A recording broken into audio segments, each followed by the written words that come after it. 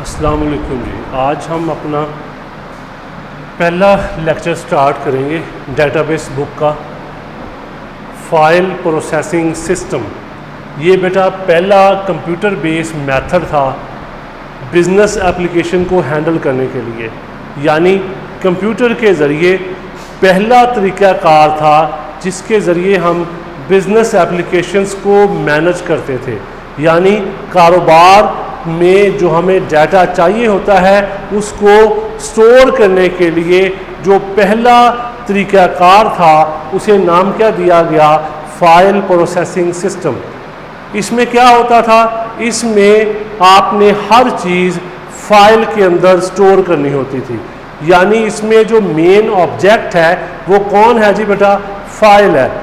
ठीक है, फाइल के अंदर हर चीज़ स्टोर करनी पड़ती है। मसलन जी एक कॉलेज है, उसके अंदर स्टूडेंट फाइल, फी फाइल, स्टाफ फाइल, ठीक है। यानी मतलब क्या हुआ कि हर एक चीज़ को स्टोर करने के लिए जो मेन ऑब्जेक्ट था, जो मेन चीज़ थी वो थी जी फाइल। इसको कहते हैं फाइल प्रोसेसिंग सिस्टम। अब वो फाइलें जो थी वो हम स्टोर करते थे किसी भी टेप ड्राइव पे और उसको दोबारा इस्तेमाल कर लेते थे, और वो फाइलें आपस में सेपरेट होती थी, उनका एक दूसरे के साथ कोई ताल्लुक नहीं होता था। इस वजह से ठीक है हम उसको ज़्यादा अच्छे तरीके से मेंटेन नहीं कर पाते थे। हर एक हिस्सा जो था, हर एक जो डिपार्टमेंट होता था वो अपनी फाइल्स इस्तेमाल करता था। इस वजह से वो एक दूसरे से सेपरेट होते थे और हम उसके ऊपर कोई प्रॉपर ऑपरेशन परफॉर्म नहीं कर पाते थे। इस वजह से उसके बहुत सारे डिसएडवांटेज थे फ़ायदे की बजाय, यानी नुकसानात ज़्यादा थे, फ़ायदे कम थे। इस वजह से file system, file processing system जो था वो कम इस्तेमाल किया गया। ठीक है, हम आज उसके डिसएडवांटेज के बारे में पढ़ेंगे। ठीक है, सबसे पहला डिसएडवांटेज है डाटा रिडंडेंसी एंड इनकंसिस्टेंसी। दो लफ्ज़ हैं बेटा।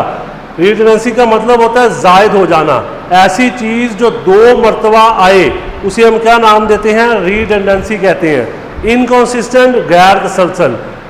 रिडंडेंसी का मतलब ये हुआ बेटा कि जब आपने एक ही रिकॉर्ड दो दफ़ा लिख लिया।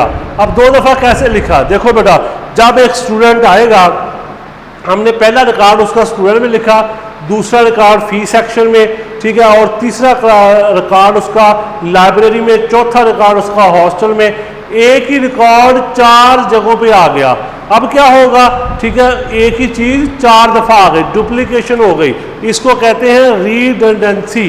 दूसरी चीज़ आ गई इनकंसिस्टेंसी। देखो बेटा, फॉर एग्जांपल आपने उस रिकॉर्ड में कुछ चेंजेस करनी है, आप चाह रहे हैं उस स्टूडेंट का, ठीक है, जो एड्रेस है वो चेंज करना चाह रहे हैं, तो आप क्या करेंगे, आपने एक जगह पे चेंज कर दिया, एक फाइल में चेंज कर दिया, लेकिन बाकी जगहों पे ना किया, वो प्रॉब्लम क्या कहलाएगा, इनकंसिस्टेंसी। यानी कि हमें आसानी के साथ उनके दरमियान मुआवजा नहीं कर पाएंगे, यानी कि हम देख नहीं सकेंगे कौन सी फाइल ठीक है और कौन सी में दो चीज़ें आ रही हैं। यानी 2-3 दफ़ा जो रिकॉर्ड आ जाए एक ही, उसे कहा जाता है रिडंडेंसी। और इनकंसिस्टेंसी क्या होता है कि आप एक जगह पे और हो जाए चीज़ और दूसरी जगह पे और हो जाए। ये पहला इसका डिसएडवांटेज था। दूसरा डिसएडवांटेज ही हमारे पास आता है डाटा आइसोलेशन, अलहदा।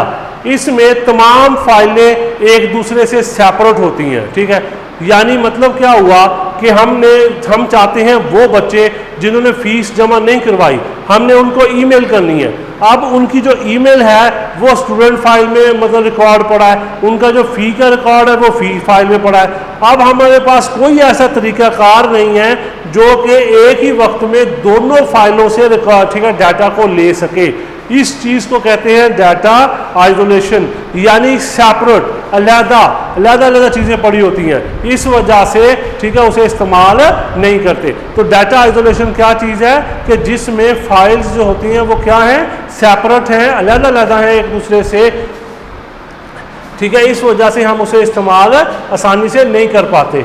ठीक है जी। आइसोलेशन से क्या मुराद हुआ कि आपने 2-3 जगहों पे चीज़ें लेनी है। हमारे पास कोई ऐसा सिस्टम नहीं है जो कि उनको, ठीक है, एक ही जगह पे आप सारा रिकॉर्ड लिया है। तीसरी चीज़ आ गई इंटेग्रिटी प्रॉब्लम, दुरुस्तगी, काबिल एतमाद। जब आपका डाटा, ठीक है, दुरुस्त या काबिल एतमाद, फाइल सिस्टम में सबसे बड़ा मसला यही है कि आपका जो रिकॉर्ड है वो दुरुस्त नहीं रहता, वो काबिल एतमाद नहीं हो सकता, क्योंकि आपके पास कोई ऐसा रूल नहीं है जो आपके डाटा को, ठीक है, दुरुस्त रख सके। मसलन जी मैंने यहाँ पे लिखा है जी 1, मैंने लिखना है जी वहाँ पे 1 ये वाला, लेकिन मैं ये लिख देता हूँ, इसके ऊपर मैं कोई ऑपरेशन परफॉर्म नहीं कर सकता। हालांकि मतलब दोनों का एक है, लेकिन ये रिस्ट्रिक्शन होनी चाहिए। मतलब अगर मैं नंबर लिखना चाह रहा हूँ तो मैं वहाँ पे अल्फ़ाबेट्स भी लिख सकता हूँ। ये प्रॉब्लम है, इसको कहते हैं इंटेग्रिटी प्रॉब्लम। यानी मतलब क्या हुआ कि 1 न्यूमेरिक में लिखना था लेकिन मैंने उसको अल्फ़ाबेट्स में लिख दिया, ये प्रॉब्लम है। इसको कहते हैं इंटेग्रिटी प्रॉब्लम। यानी आपका रिकॉर्ड जो है वो दुरुस्त नहीं रहता, एक्यूरेट नहीं रहता, ठीक है। ये फाइल सिस्टम का एक और डिसएडवांटेज है। उससे आगे आता है जी प्रोग्राम डाटा डिपेंडेंसी। 2 चीज़ें आ गई, प्रोग्राम, दूसरी चीज़ आ गई डाटा। दोनों का एक दूसरे पे इन्हिसार है। डाटा जिसमें स्टोर करना है वो प्रोग्राम है, प्रोग्राम ने वो डाटा जो स्टोर करना है, ठीक है। अब देखो, अगर आप प्रोग्राम में चेंज करोगे डाटा भी चेंज करना पड़ेगा, डाटा को चेंज करोगे साथ में प्रोग्राम भी चेंज करना पड़ेगा। यानी एक चीज़ को चेंज करने के साथ दूसरी चीज़ भी तब्दील करनी पड़े, ठीक है। इसको कहते हैं प्रोग्राम डाटा डिपेंडेंसी। मसलन आपके पास नया स्टूडेंट आता है, आपने, या आप चाहते हैं कोई नई कॉलम ऐड करना चाह रहे हैं, कोई नया उसमें रिकॉर्ड ऐड करना चाह रहे हैं, तो आपको साथ में प्रोग्राम भी चेंज करना पड़ता है। ये वाली जो सूरत हाल है इसे कहा जाता है प्रोग्राम डाटा डिपेंडेंसी कहा जाता है जी। इससे आगे जी हमारे पास है ऑटोमेटिसिटी प्रॉब्लम। ठीक है, इसमें होता है जी ट्रांजैक्शन। ट्रांजैक्शन क्या चीज़ है?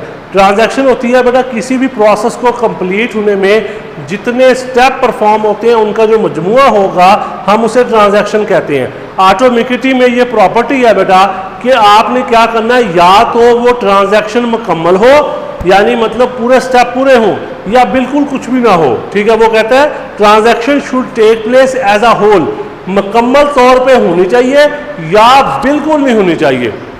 यानी कोई भी अमल आपने करना है, उसकी मिसाल आप ऐसे ले लें, आपने बैंक में जाना है, आपने एक अकाउंट है ए, उसमें से पैसे निकलवा कर बी में जमा करवाने हैं।